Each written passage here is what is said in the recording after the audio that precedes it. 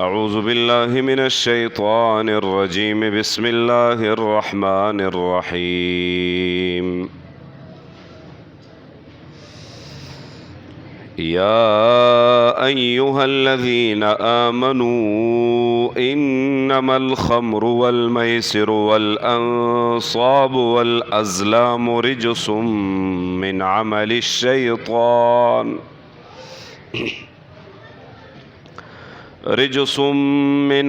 الشيطان فاجتنبوه لعلكم تفلحون إنما يريد الشيطان أن يوقع بينكم العداوة والبغضاء في الخمر والميسر ويصدكم عن ذكر الله وعن الصلاة فهل أنتم منتهون. سورہ مائدہ 90 نمبر آیات تے وما سپارہ دا.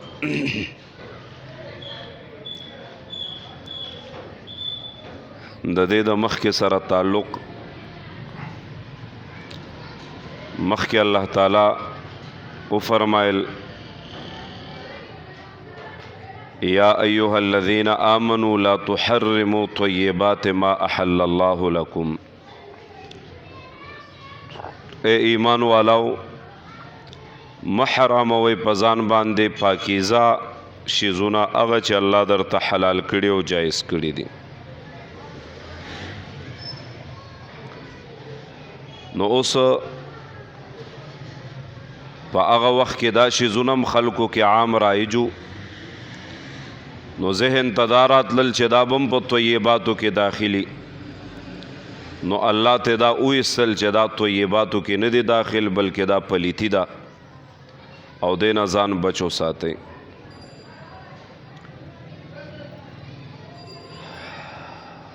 دا سه حکم مخکې سورہ بقره کې ذکر شوی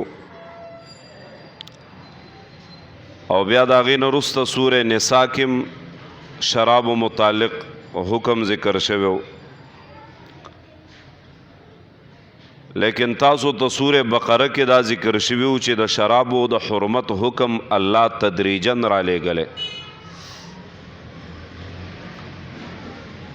ځکه د ټول عمر عادیانو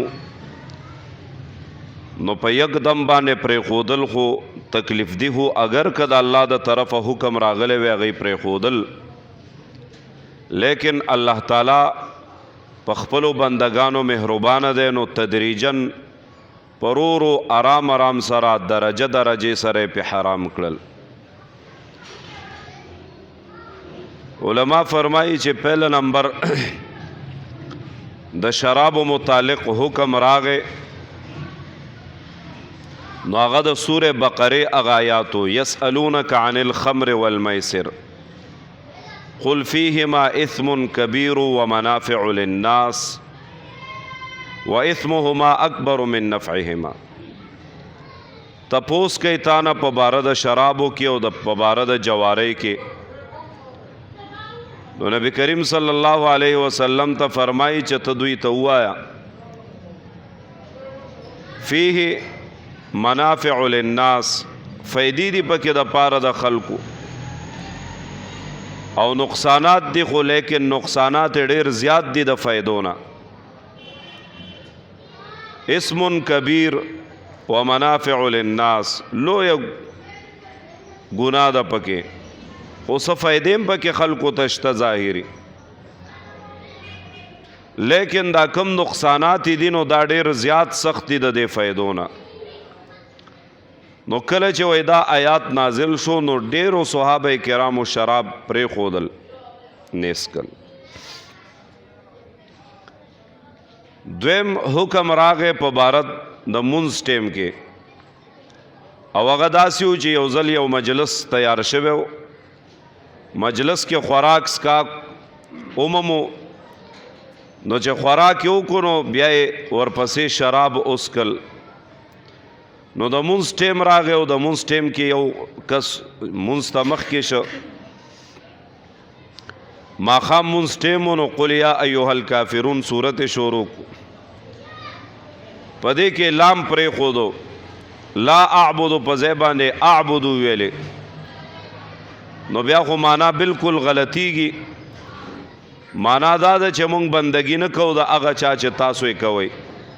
او چې لام تلر شي نو بیا معنا ورکوي چې مونږ بندگی کوو د هغه چا چې تاسو یې کوئ. نو بیا الله تعالی حکم را اولېږه یا ایها الذین آمنوا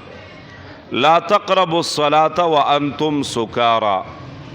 مونځ ته مه نږدې کېږئ په داسې حال کې چې تاسو په نشه کې نشې حالت کې مونځ مه کوئ. نو بیا ډېر صحابه کرام داسې وو چې دا یې پرېښودل چې دا دومره نقصان ده شیز دی چې د مونځ په ټیم کې منع دی لیکن د دې یو مسلې نه چې رب فرمایي ومنافع للناس فایدې دي پکې خلکو ته، نو بعضو بسکل بیا او هر ځل چې به حکم راتلو نو عمر فاروق رضی الله تعالی عنہ با دعا کوله اللهم بین لنا، الله بیان کې زمونږ د پاره فی الخمر بیانا شافیا، په باره د شرافو کې کافی او شافی بیان رات یعنی پورا حکم را ترا اولېږي په باره د شرابو کې.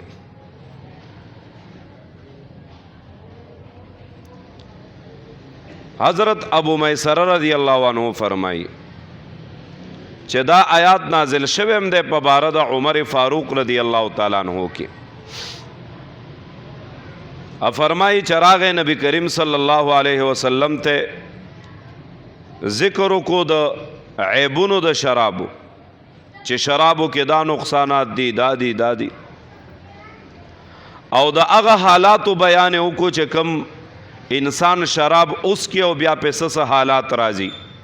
نو هغه بیان کړ. الله محبوب پیغمبر شرابو کې دا نقصانات دی او چې څوک اوس کې نو بیا داس. نو کله چې پهلنې آیات د سوره بقره نازل شونو نبی کریم صلی الله علیه وسلم عمر فاروق رضی الله عنه راوغت تلاوت کو بے دعا وکړه اللهم بین لنا فی الخمر بیانا شافی، الله د شراب متعلق را تب واضح بیان را اولې. بل آیات راغه یا ایها الذین آمنوا لا تقربوا الصلاة وانتم سکارا، بے دعا کول الله د شراب متعلق را تا واضح بیان را اولې. نو بیا دریم ځل چې دا آیات نازل شو او د کله واورید نو په دې دویم آیات کې ورپسې یعنی 91 نمبر آیات کې آخره کې الله فرمایي فهل انتم منتهون، بس آیا نه تاسو چې منش نه منع کېږئ دینا. نو دې ځای کې عمر فاروق رضی الله تعالی عنہ چغې کړې انتهای نه الله مونږ منیو شراب نسکو.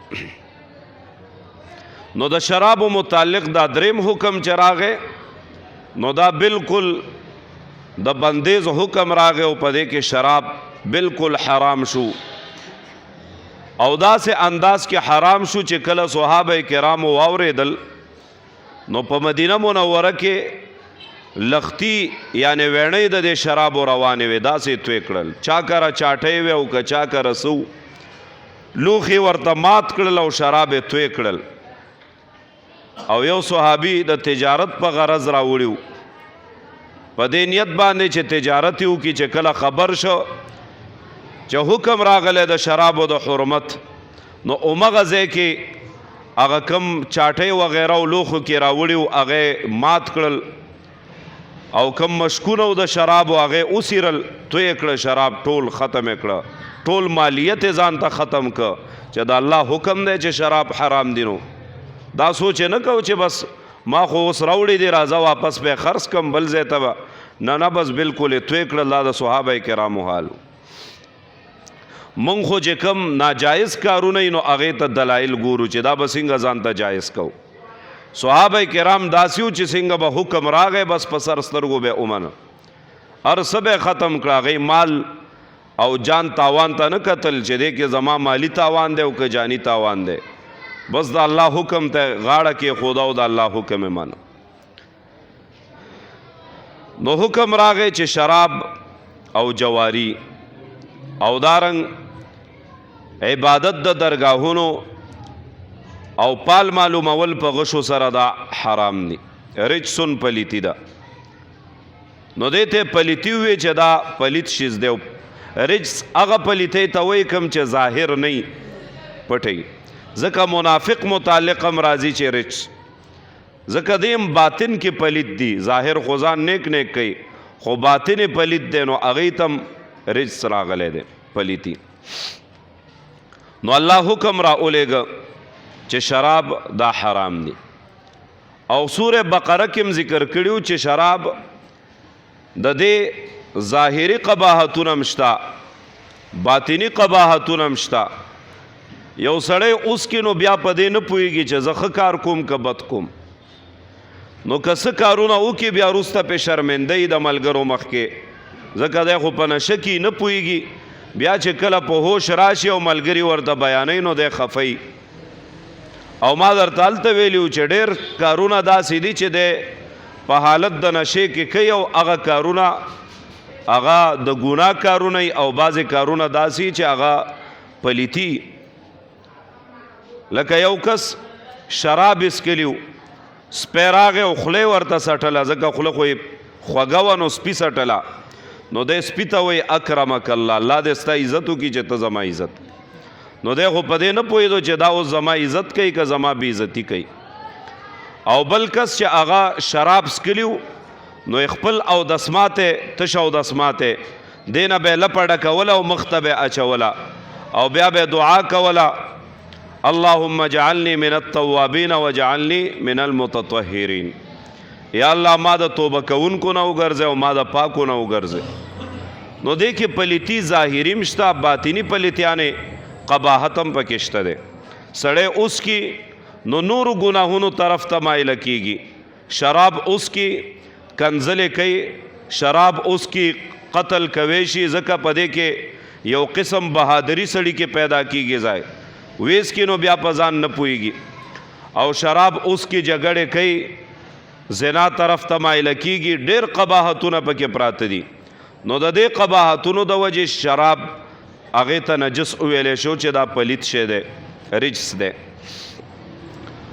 بیا ذکر کوي والمیسر جواری، جواری کې هم قباحتونه ډیر دي، د دې قباحت هم ډیر زیات دی. دا څلور شیزونه چې دلته ذکر کړي په تفسیر الرحمن هغه ذکر کړي چې په دې څلورو کې نقصانات څه دي. نو فرمایي چې د شرابو په څکلو کې بربادی د عقل راځي، عقل ور سره برباد شي. سړی چې څه کوي نو په ځان نه پوهېږي، بې عقله شي پکې. او په جواری کولو کې بربادی د مال راځي، تباهی د مالی. کله کله پکې ګټه شي خو اکثر پکې تباهی د مال راځي. او مال څه کې کله کله پکې تباهی د اولاد او د کور او د ښځې او د دې هم راځي، ځکه بعضې جوارګر په ځان پوی نشي، خپل بچی په گاڼه کې کیدي چې بس دا زما تا سره گاڼه شو جواری کوي، خپل ښځه او بیلی په جواری کې، نو دا لوی نقصانات دي. او دا ټول سبب د دشمنی جوړیږي، دا ټول سبب د بغض او حسد جوړیږي چې رسول الله فرمایي. نو فرمایي چې میسر دا جواری دې سره عقل بربادیږي، عقل دې سره د سړی مال برباد شي، مال ختم شي. او بیا ورپسې انصاب عبادت د درگاهونو، په دې سره د انسان تذلیل راځي، د انسان عزت برباد شي، ځکه غیر الله ته عاجزي کوي او غیر الله ته ځان ذلیله کوي او عاجزه کوي. نو چې کله د الله نه غیر بل چا ته ځان ذلیله کوي نو د انسانیت تذلیل راځي، پکې بربادي راځي، ځکه ګټې ته سرک دی، اونې ته سرک دی، دا ټول خو ستا د خدمت د پاره پیدا دي. او ته د دې نه اعلی ته اشرف المخلوقات او ته د دې عبادت کې نو په دې کې بربادي د انسانیت راځي. نو ځکه د دې نه منع کړې ده. او ورپسې ازلام پال معلومول، نو په دې سره بربادي د علم راځي او کثرت د جهل راځي. جهل زیاتیږي او علم کمیږي، نو د دې وجې نه دې نه منع کړې ده. نو فرمایي یا ایها الذین آمنو، اے ایمان والاو، انما الخمر، یقینا شراب، والمیسر جواری، والازلام بندگی د غیر الله، والانصاب بندگی د غیر الله، والازلام او پال معلومول قسمت معلومول په غشو سره، رجسن دا پلیتی دا، من عمل الشیطان دا عمل د شیطان ندی، فجتنبوه ځان اوساتئ د دینا، لعلکم تفلحون دې د پاره چې تاسو کامیاب شئ. دا ټول د شیطان اعمال دي، او ته چې کینو شیطان په دې کې تا سره ملګرتیا کوي، نو ځکه درته وایي چې دې نه ځان بچ اوساته. بیا مفسرینو په دې میسر جواری کې دام ذکر کړي چې ماشومان غزان کوي، مخکې به په دې غزانو باندې لوبې کېدې، نو دام جواری کې راځي، او دا کم شنولی وغیره کوي په دې کې ګټه بیلات راځي، دام په جواری کې داخل دي. هر هغه شی چې په ګټه او بیلات پکې وي نو دا په جواری کې داخل دي.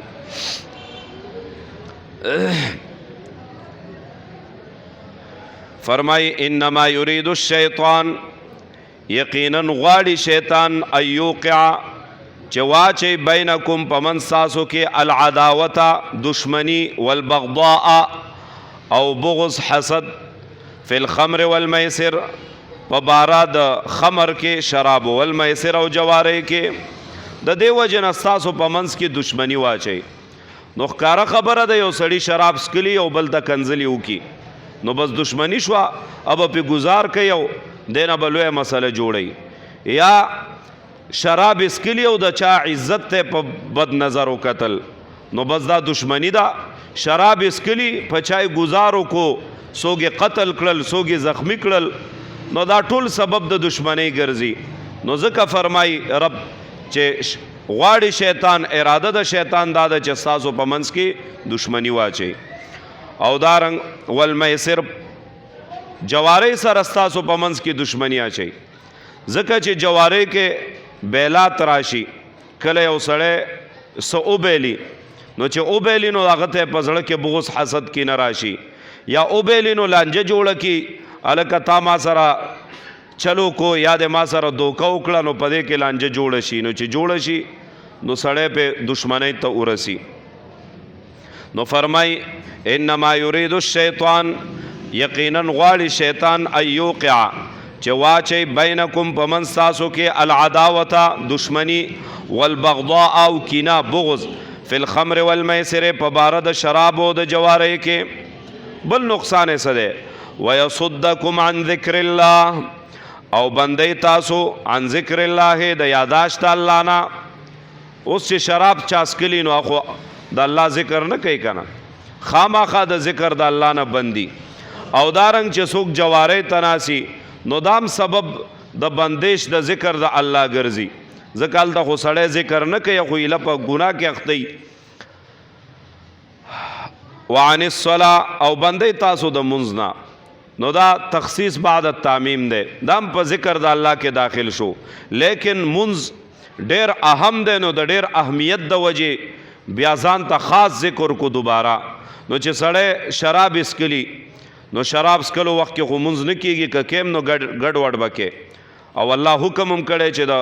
نشې په حالت کې به منځ ته نه نږدې کېږي، ځکه د منځ په ځای به د ځان کفر ته رسولی. او دارنګ جواری کې اکثر داسي چې سړی منځ نه کوي، چا وګټله نو هغه کې خو غرور پیدا شي، د وجې د غرور نه منځ نه کوي، او چا چې بیللی نو ځان ته بیا ډېرې بانې ګوري د منځ نه کولو دپاره. نو ځکه فرمای ویصدکم عن ذکر الله وعن الصلاة فهل انتم منتهون، بس آیا نه تاسو منتهون د منع کیدونکو نه منع کیږئ تاسو. نو عمر رضی الله عنه فرمایل نهینا، منیو الله مونږ منیو دي، او مونږ هم وایو چې الله مونږ منیو د دې شیزونو نه، الله دې توفیق نه راکوي د دې شیزونو. بیا ګوره یا ایها الذین آمنوا، اے ایمان والاو، انما الخمر والمیسر،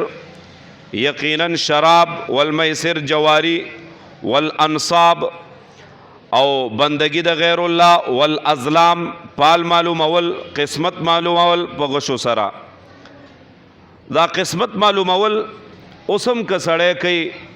دا بعضې ناسي بازارونو کې توتیان وغیره ورسره او په خلکو ته راشه پال دی وګورم چاته وی راشه لاس دی وګورم پال پې ګوري دا ټول حرام دي ښه په دې کې سم نه کېږي او نه چا سره د دې علم شته چې ستا لاس ته وګوري او ستا په لاس کې تا ته وښیي چې ستا قسمت کې څه دي. دا علم غیب دی او علم غیب خاصه د الله د بل چا سره نشته دی. نو خیال کوئ داسې کسانو ته ور نه شئ په خپله ناسې په فوټپات باندې او ستا پال ګوري تا ته کاروبار هم روانوي او ستا کورونه هم درته جوړوي او ودونه هم درته کوي بس عجیبه کاري. او دې کې خبره مخکې شوې وه غالبا دا آیات مخکې مفتی صاحب ویلی نو په هغې کې درته خبره کړې وه چې هغه وخت کې به خلکو پال داسې معلومه و چې سفر به یې کو نو دا یو بوتو هوبل او هغې بوت سره غشي ایښي او هغې سره به منجور ولاړو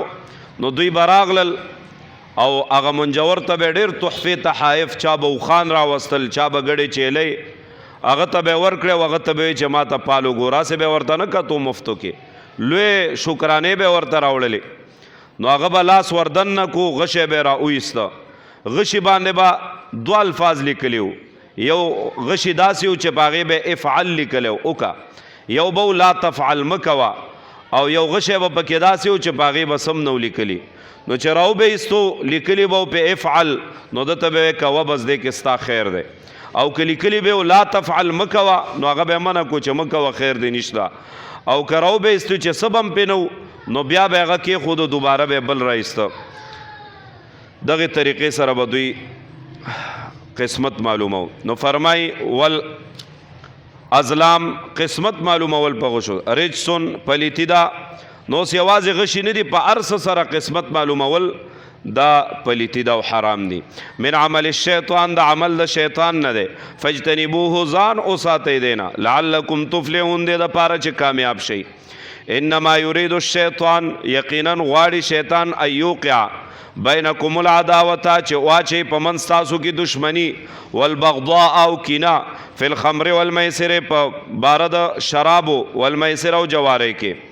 ویصدکم عن ذکر الله او بن کی تاسو د یاداشت د الله نه او عن الصلاة او د مونځ نه فهل انتم بس آیا نه تاسو منتهون من کیدونکې وصلی الله تعالی وآله واصحابه اجمعین. الحمد لله رب العالمين والعاقبة للمتقين والصلاة والسلام على خير خلق محمد وآله واصحابه اجمعین. الله رحم کرمو کی گناہونا معاف کی په گناہونو مدافع قلم راخ کی آخر خاتمو مو بالایمان کی ایمان د زوال نه موساته د خپل قهر او غضب نه موساته شرمندګۍ رسوایی دنیا آخرت نه موساته حیا پردې را باندې واچولې کی الله ظالم د ظلم نه موساته مظلوم د بد دعاو نه موساته مخلوق د محتاجۍ نه موساته کریم الله خپل ځان ته محتاج کی الله دروغ نه غیبت نه بهتان لوی او تکبر ریاکاری نه موساته سینیم په نور د قرآن باندې منور کی په علوم د قرآن باندې منور کی مینه محبتم د خپل کتاب قرآن سره د محبوب پیغمبر صلی الله علیه وسلم د سنت سره د خپل دین او عبادت سره پیدا کی. کریم الله څومره کسان ستا د کتاب درس ته ناست دي یا اوري